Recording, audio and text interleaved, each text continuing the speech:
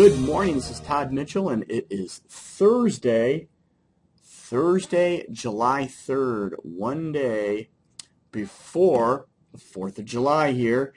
And I wasn't really thinking today was going to be a big day, and I still don't think there's going to be huge movement in either way, although this morning was the jobs report, okay? The jobs report, and it was a pretty good report, and so the market is trading up. This is the E-Mini S&P 500 Globex, right? So it's about, it's 14 minutes before the market opens today. The jobs report came out here at 8:30. You'll see this big bar right in here, right? So the market opened. When the jobs report came out, market kind of fluctuated here, came down to this low at about 1966 in the S&P 500 E-minis.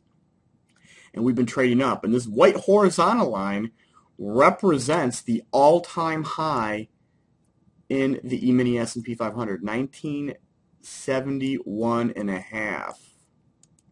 All right.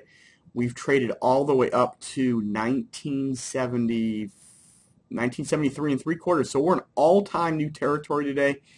So the market should gap higher, right? It closed at 1967.5 yesterday. So again, we're in all-time new territory. Now, the big question here is, will the Dow actually make an all-time high? Well, we hit Dow 17,000 today. We came within 4 or 5 points yesterday. We backed off that level, and we'll see if we can actually get up through that, that all-time high to make record highs today. And, an important thing here is we need to see if the market can sustain these levels.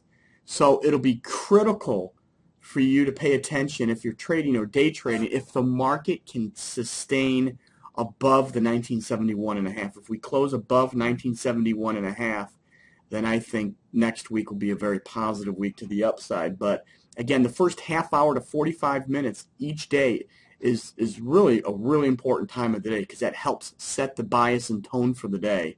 And especially when today, since today is going to open up higher, and will be an all-time new territory, you want to just pay attention to see if we can sustain those levels, okay? So let's take a look. So again, this is pre-market. Let's take a look real quickly at the daily chart. And this is where we're at on a daily chart, right? This is the all-time high in the E-mini S&P 500, 1971 3/4. Yesterday's high was 1970, right? You'll notice the high and the low were inside the prior day's high, the 1st of July. So we had an inside pattern yesterday, and it looks like we're going to open up higher today. We'll see if we can sustain those levels.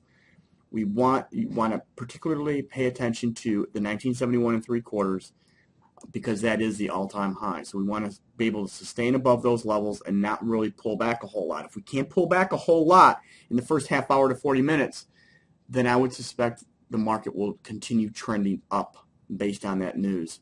Okay?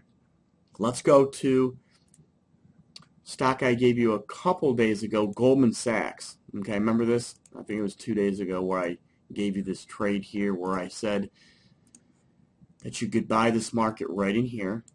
We had 3 consecutive days with the same low. And then I think 2 days ago I showed you a trade based on the opening bell income strategy when the market gapped lower into a key trade zone and then rallied up to this high. We ended up closing lower on the day, right? But still, it was a great day trade to the upside based on that strategy. So in terms of swing trading, I'm still long on a swing trading basis here. My stop now is below this engulfing pattern at 166.06 to 165.86. Okay, yesterday was an inside pattern. As you can see, the high is lower than the prior day's high, and the low is higher than the prior day's low. Closed at 166.89. We're going to open up roughly about 167.30.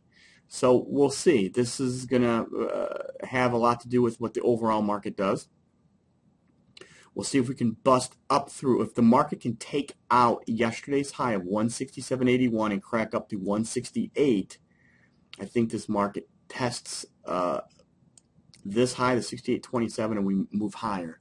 So let's see what happens. I want to wish everybody a fun and a safe holiday weekend, and I'll be back with you on Monday. Let's make some money today. Bye for now.